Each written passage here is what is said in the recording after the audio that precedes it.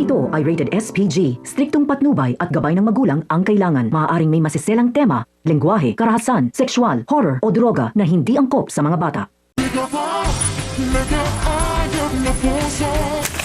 Isang mapagpalang araw mga kapamilya. Narito ang mga pinakamainit sa tagpo sa Coco Martin, Sigabo. Hindi inaasahan ng lahat ang isang simpleng briefing ay magiging simula ng mas mabigat na misyon. Habang pinangungunahan ni Agent Sam ang pagpupulong, ipinaalam niya sa kanyang mga kasamahan na may isang espesyal na observer na lihim na magmamasid sa kanilang operasyon. Ngunit mas lalo silang nabigla nang matuklasan ang naturang tao ay dati pala nilang katrabaho. Sa isang iglap ay napalitan ng pagdududa ng kanilang kumpiyansa dahil hindi nila alam kung maaari pa ba nila itong lubusang pagkatiwalaan. Kasabay nito, isang napakahalagang pag-uusap ang namagitang kina Tatang at Gabo. Muling binalikan ni Tatang ang mga mapapait na karanasan na kanyang pinagdaanan sa loob ng bilangguan. Ayon sa kanya, doon niya nakita ang tunay na pagkakaiba ng mga taong matapang at ang mga taong handang magsakripisyo para sa tama.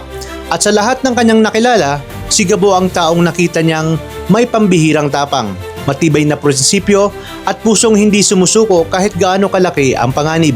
Habang unti-unting inilalahad ni Tatang ang kanilang layunin, naglabas naman ng mahigpit na direktiba ang kanilang pinuno. Inatasan ang buong grupo na bantayang mabuti ang bawat kahina-hinalang kilos, agad na ipaalam ang anumang impormasyon na maaring makatulong upang matukoy kung sino ang tunay na kakampi at kung sino ang nagtatago sa likod ng mga kalaban. Ngunit hindi rito nagtatapos ang revelasyon.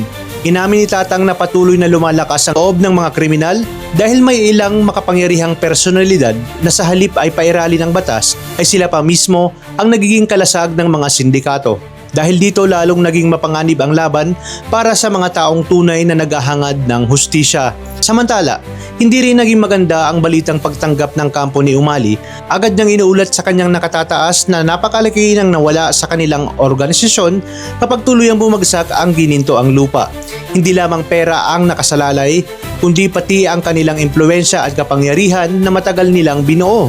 Dahil sa ulat na iyon, napilitan ang kanilang pinuno na pag-isipang mabuti ang susunod nilang hakbang.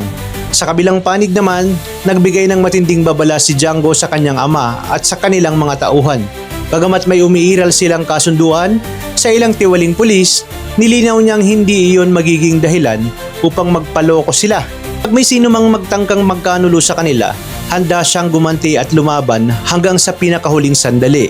Habang papalapit na ang mas malaking laban, yan ang ipinaunawa ni Tatang kung bakit si Gabo ang kanilang pinili. Sila naghahanap ng pinakamalakas pagdating sa pakikipaglaban, kundi ng isang taong hindi kayang bilhin ng salapi, hindi natitinag ng kapangyarihan at naninindigan para sa tama kahit kapalit pa nito ang sariling buhay.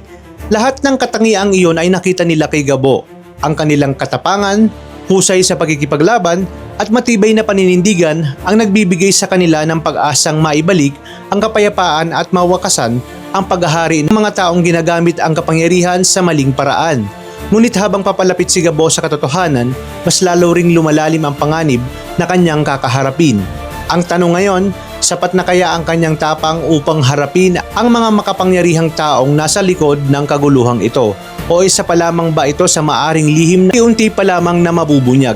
Sa inyong palagay, ano ang susunod na mangyayari? Magtatagumpay kaya si Gabo sa kanyang misyon o mas lalo pa siyang malalagay sa panganib habang papalapit siya sa katotohanan? Kaya naman kung naging interesado kayo sa kwento natin ngayon, gusto nyong masubaybayan ang mga susunod na kapanapanabik na kaganapan, ay huwag kalimutang i-like ang video, mag-subscribe sa channel at i-click ang notification bell para lagi kayong updated sa mga videos na aking i-upload.